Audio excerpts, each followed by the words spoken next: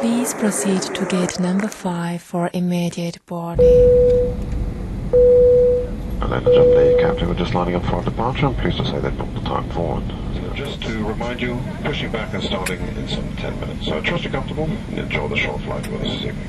Thank you. Everyone should have a look at the safety card that is in the seat pocket in front of you. Not only does it have pretty pictures, but it has important information about the location and how to operate all exits and explains other safety features of this airplane. Belt fastened whenever the seatbelt light is on. To be safe, we recommend your seatbelt stays fastened whenever you're in your seat, just in case there is unexpected turbulence. C'est peut-être un poil plus difficile d'y aller, mais c'est entièrement faisable. Divers problèmes ou conditions qu'on peut trouver en Thaïlande et qui peuvent interpeller le voyageur qui y va pour la première fois. Oui, je vous conseille en fait quand vous descendez de l'aéroport de prendre le train. Il vous emmène dans Bangkok. Après 18 heures dans la cabine d'un avion, 3 films au naze, 2 plateaux repas, 6 bières, et pas une seule seconde de sommeil, j'ai enfin atterri. Et toi, à Bangkok. Les cascades, tu veux voir? Attends, le marché flottant, 1500 bahts. Je te fais un prix, viens. Salut, Tu cherches un hôtel? non merci, ça va, j'ai déjà trouvé. Qu'est-ce que tu cherches là? Et voilà, Tu veux vendre ton passeport? Bangkok, la ville de tous les plaisirs, la porte de l'Asie du Sud-Est. Le dollar et le Deutsche Mark qui s'échangent contre de fausses montres.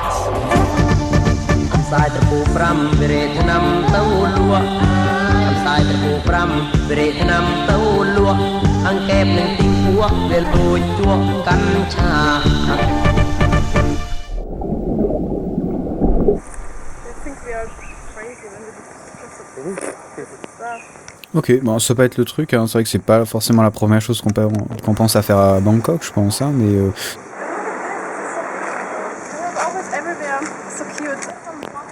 Ouais, ok, bon, ouais, peut-être pas forcément à tester tous les jours alors, mais bon, ça peut être original, on va dire. D'autres trucs à Bangkok qui te viennent à l'idée Petit truc, les tuk-tuk, enfin pour le coup faut vraiment négocier. Si jamais vous prenez des tuk-tuk, ça va souvent vous revenir plus cher que de prendre un taxi si vous négociez pas.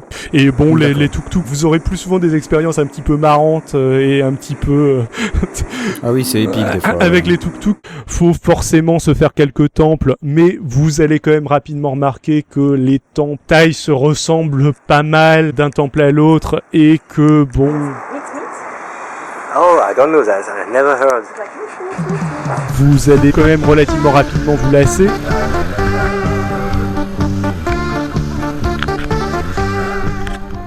Mais il faut aussi un petit peu parler de la nourriture thaï. En Thaïlande, vous trouvez absolument n'importe quel type de bouffe. Il y a énormément de street food en Thaïlande. Moi, j'ai toujours mangé de la street food dans quelques pays que j'aille. Ça ne m'a jamais posé de problème. Franchement, non, la street food, c'est pas deg, hein. J'ai dit que, voilà, point de vue touristique, la Thaïlande, je trouvais que c'était un mauvais exemple sur certaines choses, mais sur la nourriture, je crois qu'il n'y a pas photo, hein. En allant vraiment dans la street food pas chère, vous pouvez manger pour 20 bahts, c'est 50 centimes.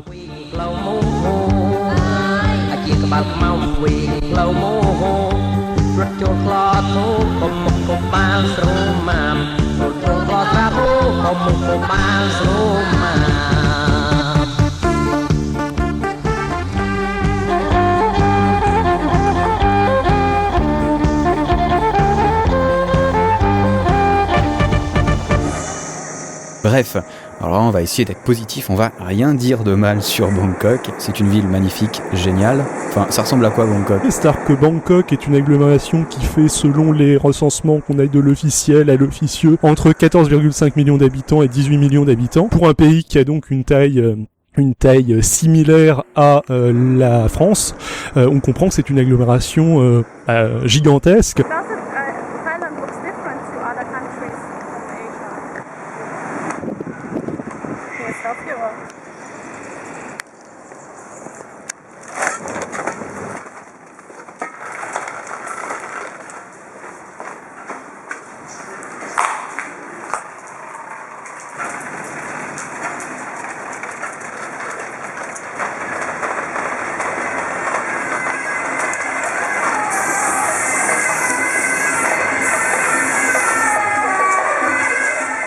da box Thai, ce qui est bien évidemment une spécialité de la Thaïlande. Faites quand même attention, je pense à pas vous faire trop mal. Je vous avoue pas avoir trop envie de me faire taper dessus, mais bon, ça peut vous intéresser.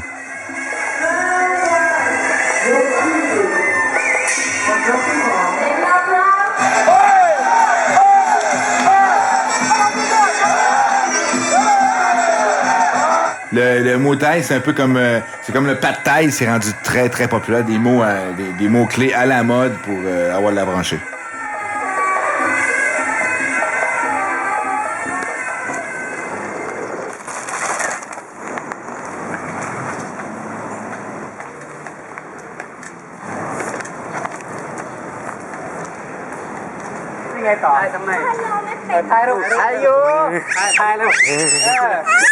How are you นี่พูดปันดีกว่ามันปันพูดว่า Hello Say hello How are you What's your name สวัสดีครับ Un avantage de Bangkok, c'est que c'est un endroit assez sympa où atterrir en avion pour ensuite aller dans d'autres destinations et notamment faire des escales. Souvent, tu fais des escales par Bangkok et ça coûte pas forcément plus cher d'y rester avant de redécoller pour quelque part d'autre. Donc c'est vrai que j'ai failli passer à Bangkok rien qu'à cause de ça. Et en plus de ça, c'est vraiment pas cher ni d'y loger ni d'y manger comme on a vu. Donc c'est une escale qui te coûte quasiment rien et qui te brise un peu souvent un vol vraiment très long, quoi. Ouais, c'est une excellente base opératoire en fait pour aller visiter le Cambodge.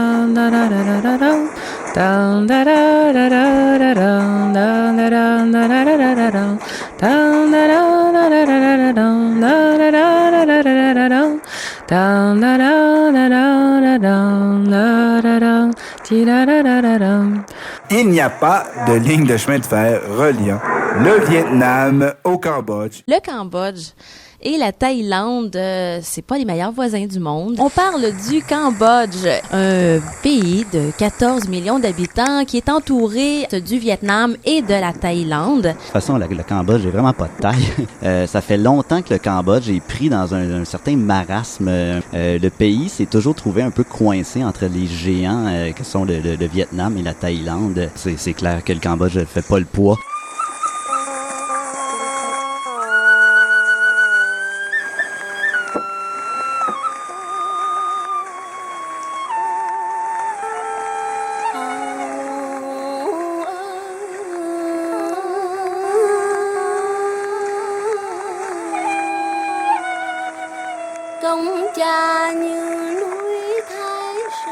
Faut parler du vert des rizières. Oui, le vert de riz avec des reflets de soleil, lumière dans l'eau, parce que les rizières sont inondées et elle est près des buffles. Et c'est beau les buffles, hein, c'est énorme. Oui, c'est impressionnant et c'est très gentil. Ouais. C'est chaud. Je suis.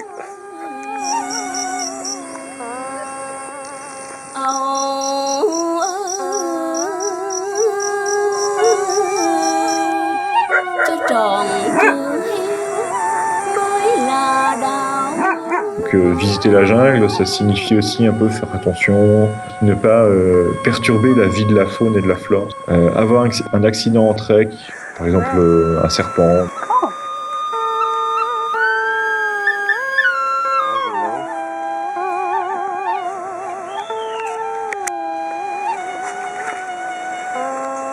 Des araignées, enfin toutes ces choses-là, hein, en trek c'est classique. Hein. Je veux dire, faut pas juste piétiner une fourmilière parce qu'on en voit une. Vivre en accord avec la jungle. You can say something.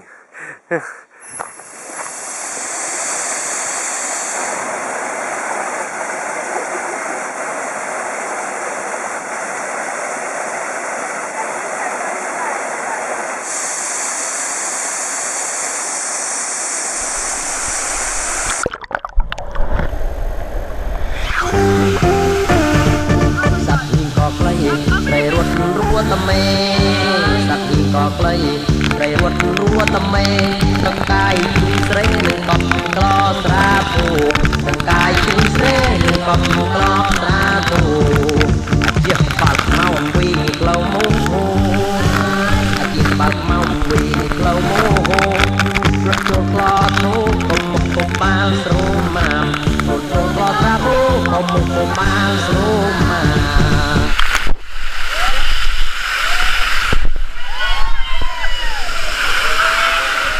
Ouais, enfin c'est la nature, hein. On passe du temps, mais enfin, c'est ça qui rend l'aventure intéressante. Hein. Un trek dans la jungle, ça a l'air vraiment de l'aventure, quoi.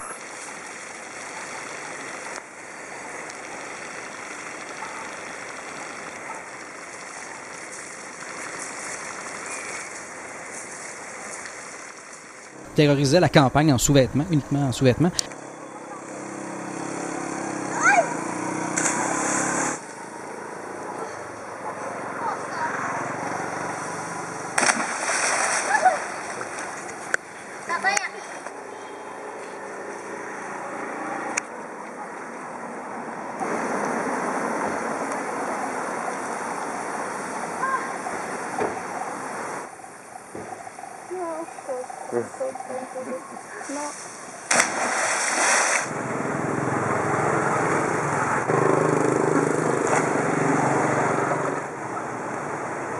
Et c'est un pays, comme tu as dit, qui est petit mais qui semble être vraiment très riche en émotions et en aventures.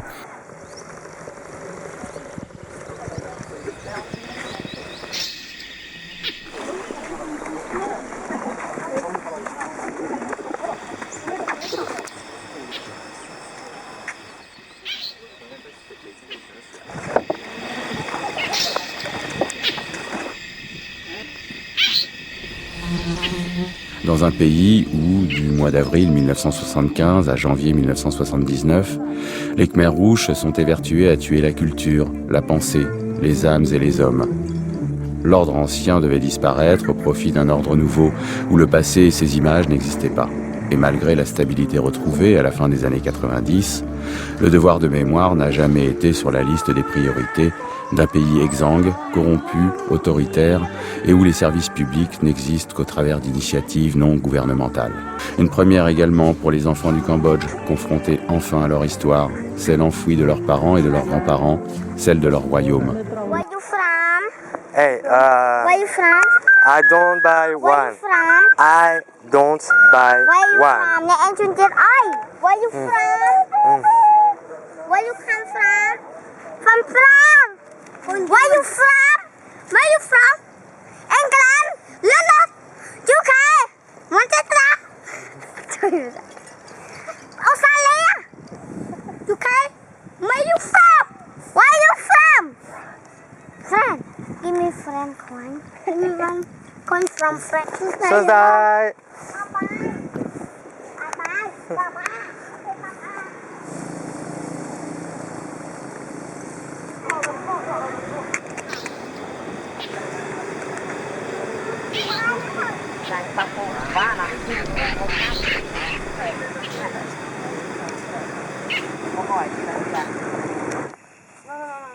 On peut dire que le Cambodge l'a peut-être échappé belle.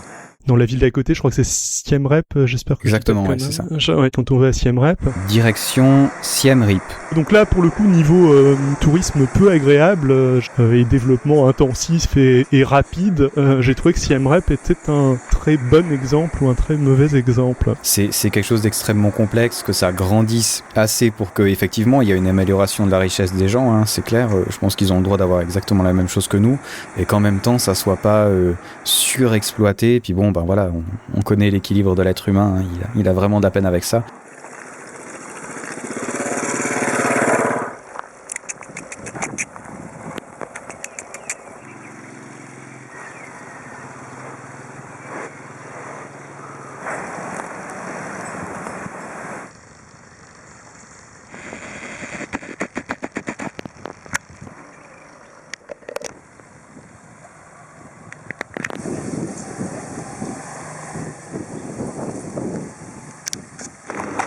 Je suis au Cambodge, il fait très très chaud, je cherche un spot pour graffer. J'ai oublié de prendre de l'eau et une casquette, ça c'est parce que je suis un petit peu con. C'est pas facile, mais il y a du monde partout. Tout le temps, pas de mur. Et pas d'ombre surtout.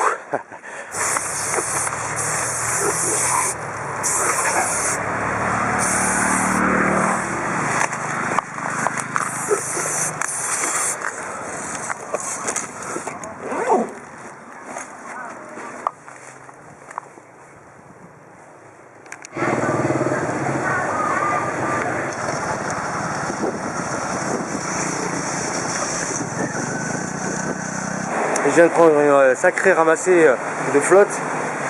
La saison des pluies au Cambodge, ça rigole pas. J'étais en train de peindre et ça m'est tombé dessus d'un coup. Oh shit! Ah! Non! Maintenant!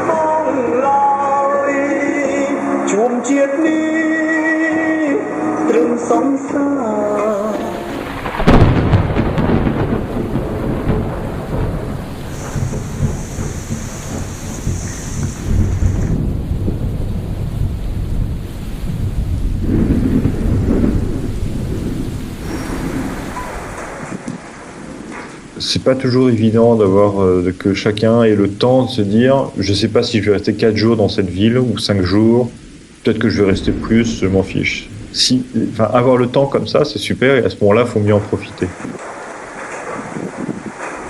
Les hôtels, ça va de la guest house un peu pourrie en mode dorme, où tu dors à même sur un sommier, où tu amènes ton sac de couchage et où l'endroit est un peu dégueulasse. Une guest house vraiment pas chère si vous avez accepté de dormir dans un dorme, donc vous pouvez vraiment vous loger pour que dalle. Un pays où il fait chaud théoriquement, hein, quand même. Je pense même qu'on peut dire qu'il y fait tout le temps chaud. Mais c'est dur les journées où il se passe rien. Là c'est la pluie qui m'a gaugé, une fille qui m'a fait chier.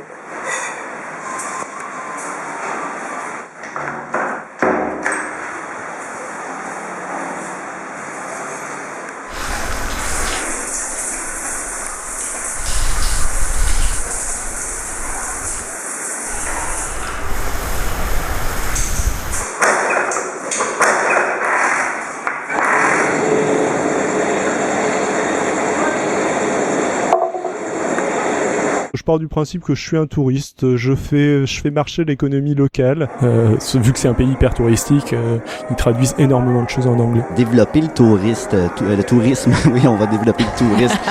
Mais vous allez croiser aussi des Occidentaux qui sont complètement paumés dans le coin. On était le soir tard. Et quand on arrive un peu dans cette ville, on est un petit peu assiégé par ces personnes qui veulent nous vendre. Siem Reap, c'est vraiment le cœur touristique du Cambodge. C'est la ville royale par excellence. Il faut être un peu patient. Il faut un peu chercher à droite à gauche, mais on peut trouver de belles choses aussi à Siem Reap.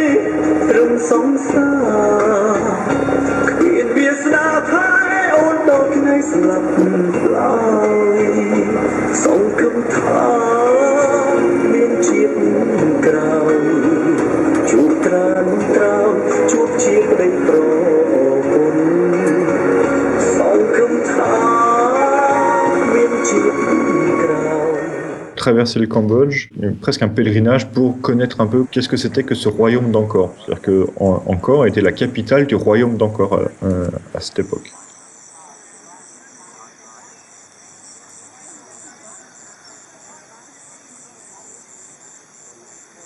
Alors Angkor Wat, pour ceux qui connaissent pas, ça ressemble à quoi? C'est pas un seul temple uniquement, ce sont beaucoup de temples. Angkor, c'était une ville avant.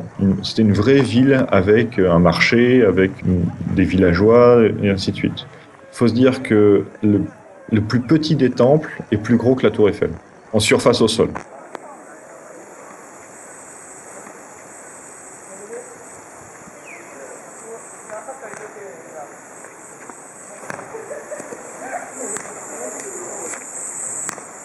Tu peux rentrer dedans? Enfin, je sais que ça paraît bête comme question, mais tu peux rentrer dedans, il y a quoi dans les temples? Il faut s'imaginer qu'à une époque, les temples, c'était des endroits où en fait il y avait vraiment des portes en bois, il y avait des offrandes partout, il y avait des pétales, tout ça en fait n'existe pas. Donc il n'y a plus de... Tout ce qui va être tissu et bois ont disparu. On voit les zones de pierre usées, on se dit là les gens ont marché pendant très longtemps pendant des processions. On voit les traces de pierre usées par les processions.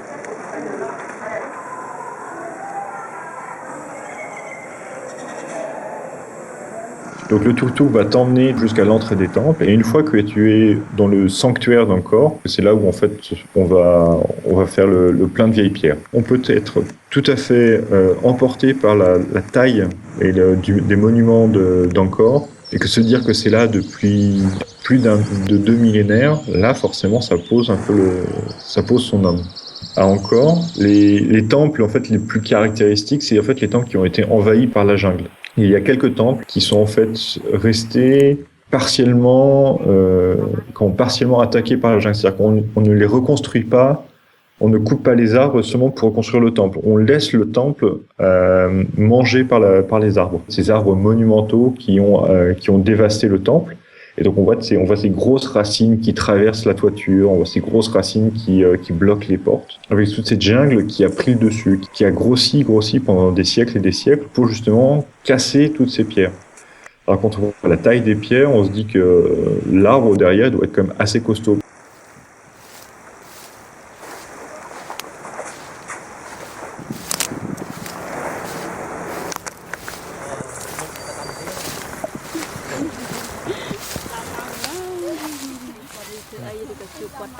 Ngày nay quạt nào vậy? Ngày khỏi nhưng mà chú bon tiếp mà. Dạ. Và Chăm tầm nhớ vừa ngày nó về nhà. Ba ngày nay bon về nhà. មនុស្សចេតនារបស់ខ្ញុំចំពោះប្តីខ្ញុំក្រោយពីបែកគ្នាអស់រយៈ10ឆ្នាំមកខ្ញុំទើបតែបានជួបគេនៅពេលនេះនៅកម្ពុជាបានឈានមួយជំហានថ្មីទៀតមកដល់សម័យបដិ Mais par contre, ce qui m'avait beaucoup choqué personnellement, Angkor qui dans ma tête était une espèce de grand temple perdu dans la jungle. Enfin, j'avais un peu l'impression d'être à Disneyland, quoi, quand je suis arrivé. Quelque chose qui, pour le coup, c'était pas mal dénaturé entre guillemets, le tout avec un rapport aux touristes qui était assez agressif. Il y a énormément de street kids au Cambodge. Le système éducatif cambodgien doit sûrement pas très très bien marcher pour le coup, contrairement au système thaïlandais qui marche à peu près. Enfin, il y a vraiment une exploitation de la misère à ce niveau-là. Tu vas avoir donc des petits enfants et ils vont demander principalement aux femmes occidentales. Le môme pourrait difficilement te demander d'aller lui acheter des bouteilles de whisky. Ça passerait pour moins le bébé, bien. ça passerait moins. Tu as un trafic, façon exploitation de ses enfants et achat de. Enfin, c'est une espèce de taxe. Enfin, c'est pas pour nourrir la petite sœur, c'est une exploitation d'enfants pour faire de la mendicité par des réseaux, ce qui est la forme d'exploitation de la misère la plus dégueulasse qui soit. No, hakun. Too much in it, $1, $5, you buy one the postcard. And lady, you buy one the postcard. Tim Tat $1. Yes, thank you. You buy one. Tim Tat $1. Where you from? $1. Yeah.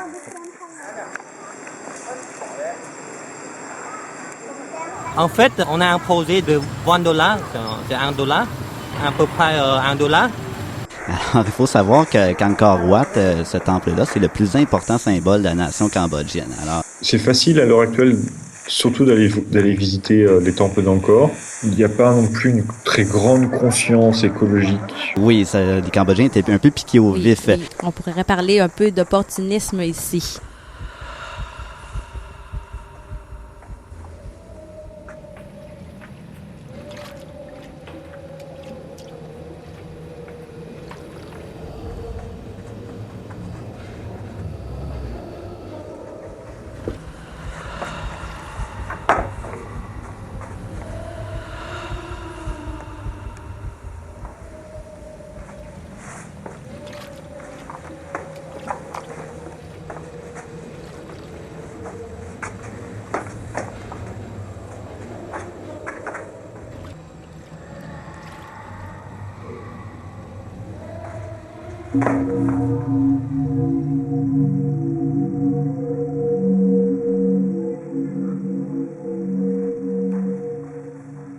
I don't understand because that's what I said is very high and there is no level.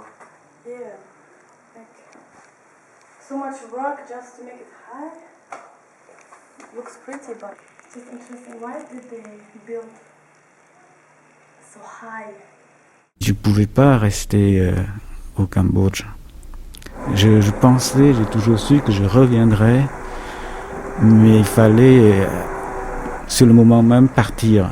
J'ai quitté le Cambodge vraiment avec, je crois, un désir profond de vivre, quoi. Il est possible de traverser au Vietnam en bus depuis le Cambodge. La façon la plus populaire du Cambodge est une navette touristique pas chère. Dans les fameux bus hôtels VIP, les lits de luxe. Alors ce coup-ci, c'est vraiment le meilleur but de toute ma vie. On peut s'enfermer dans sa petite cabine et avoir une vue panoramique. Génial. Et puis en plus, il y a aussi un autre avantage qui est non négligeable, c'est que mine de rien, c'est climatisé, il fait frais, et que ça repose un peu du climat assez humide et chaud. Et là, 12 heures de bus, il faut vraiment avoir bien choisi son bus, parce que c'est pas toujours possible de les faire d'une traite. Le bus sans climatisation qui s'arrêtera partout. Enfin, je pense que le bus, comme tu as dit, ça coûte pas très cher, et puis t'arrives à bon port, même si c'est pas forcément à la bonne heure. Ah oui, ça c'est comme tous les transports, c'est-à-dire que il y a une part d'incertitude. Est-ce que le bus tombera en panne? Ça fait partie des choses. Enfin, ça donne la saveur au trajet. Quand ça se répète plusieurs fois dans le parcours, ça peut être fatigant.